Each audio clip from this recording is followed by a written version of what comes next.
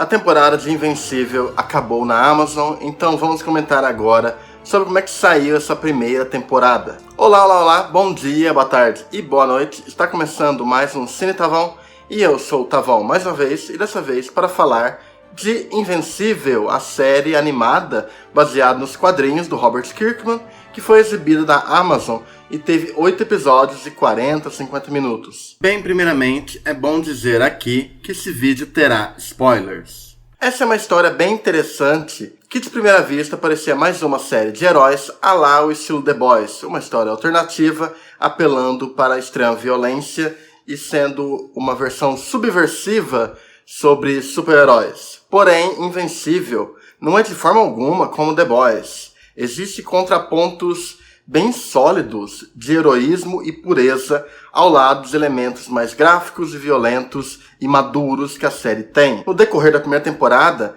toda a violência e todo o tom perturbador é usado para mostrar quão caótico e quão perigoso é um mundo de heróis. E todo tipo de coisas horríveis que podem acontecer com você, se você se meter a ser um herói. E a gente vê isso muito bem durante toda a temporada, nesse arco do Mark Grayson, tentando se firmar como herói e tomando na cara dia após dia, episódio após episódio. E ao mesmo tempo, essa é uma história que ela tem autoconsciência de ser uma história de super-herói. Então, o Robert Kirkman está constantemente brincando com clichês e convenções do gênero, enquanto ele vai trilhando uma história jovial sobre um garoto amadurecendo, conquistando a garota dos seus sonhos e tentando honrar o seu pai. E apesar deste ser um ponto muito importante, ele não é o principal. Sim, a narrativa sobre as dúvidas ao redor de quem é o Omni-Man, se ele é bom ou mal, é o que move boa parte da trama, mas ao longo da temporada existem muitos arcos sendo desenvolvidos, dele tentando descobrir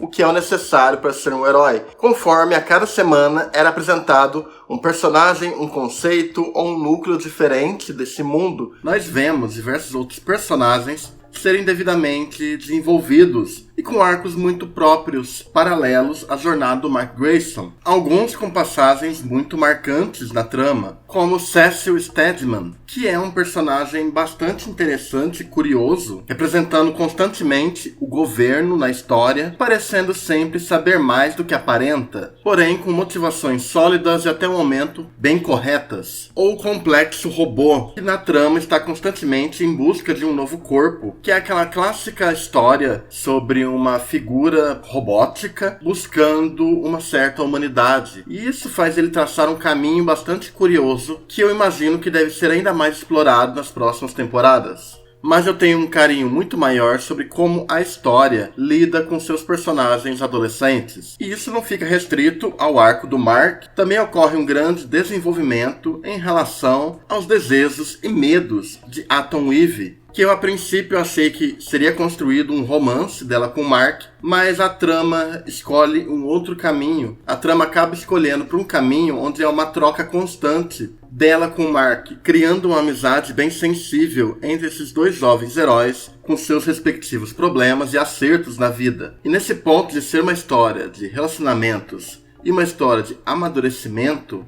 eu vejo que muita gente, público em geral, perde um pouco o ponto em relação a Amber, por conta que Mark tem uma relação com ela durante a temporada inteira, uma relação de altos e baixos, mais baixos do que altos, e frequentemente ela confronta ele porque ele está sempre faltando com seus compromissos e não sendo totalmente sincero com ela. Então essa aqui é a minha pequena nota de adendo para dizer que a Amber não fez nada de errado na série inteira. As atitudes do Mark são questionáveis. A reação de Amber não é. Só uma nota de adendo aqui. Eu sei que o público tem a tendência a ficar do lado do personagem principal, do personagem que gostam. E a gente sabe que o Mark Grayson sofreu mais que tudo nessa temporada. Mas ele tem culpa, sim, em tudo que ocorre na relação dele com a Amber. É uma história que sabe como fechar os episódios e trazer uma aventura, uma brincadeira, ou até experimentar um filme de terror, como ocorre lá pro episódio 6, pelo que eu me lembro, e vai desenvolvendo, evoluindo diversas relações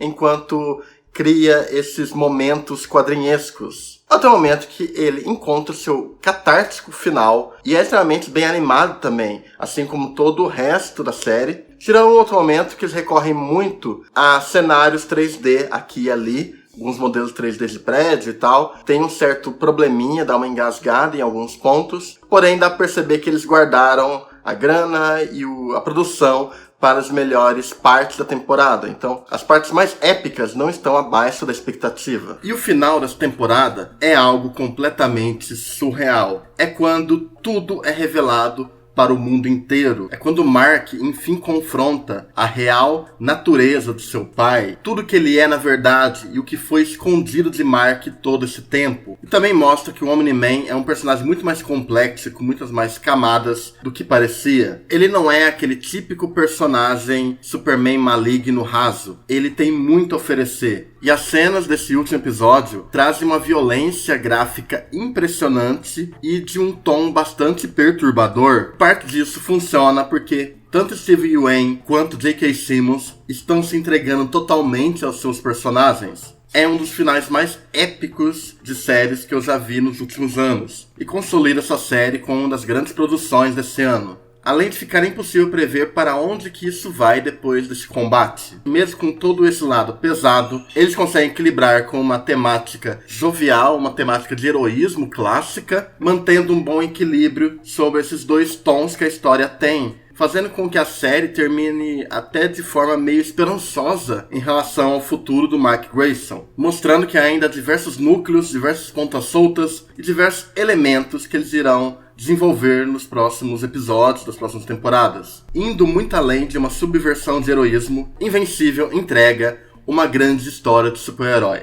Então eu posso dizer aqui que é uma ótima temporada, é um ótimo início, já tem 2 temporadas a mais confirmadas. É fiel aos quadrinhos, ainda que altere elementos quando necessário para dar maior dramaticidade aos personagens e para adaptar melhor, né? Se você estiver procurando uma história de super-herói diferente, que tenha violência, tenha um teor mais perturbador, vamos dizer, mais maduro, uma experiência nova e que não seja de mau gosto, eu aconselho vocês a verem Invencível, que eu digo aqui com total certeza que é uma das melhores produções já feitas com super-heróis em audiovisual. Talvez deve estar no top 3 adaptações em séries animadas. Vale muito a pena ver, e além de valer muito a pena ver, é interessante ver uma obra que se dedica tanto a respeitar ali a visão do autor original. Ele é um produtor executivo. Quando a temporada termina, aparece lá o nome dele primeiro, antes de outros produtores. Eu achei isso um toque muito respeitoso, que é algo que não se vê muito na indústria audiovisual. Grande acerto, né, na produção do Evan Goldberg, do Seth Rogen, também são produtores aqui, né, assim como eles eram ali no The Boys. E eu acho que, junto de Aranhaverso, essa série é um sinal de que precisamos ter mais heróis adaptados em animação. Isso precisa voltar a virar uma tendência. É a transição mais, vamos dizer assim, fluida de um quadrinho para adaptação. Essa foi uma ótima temporada, com os pontos fracos sendo mais em relação a alguns usos recorrentes de efeitos e modelos 3D no cenário, mas vale muito a pena você assistir. Recomendo muito, vejam Invencível. Muito obrigado aqui por terem acompanhado mais um vídeo. Dê o like se gostou, se não gostou, não dá o like, né? Faz como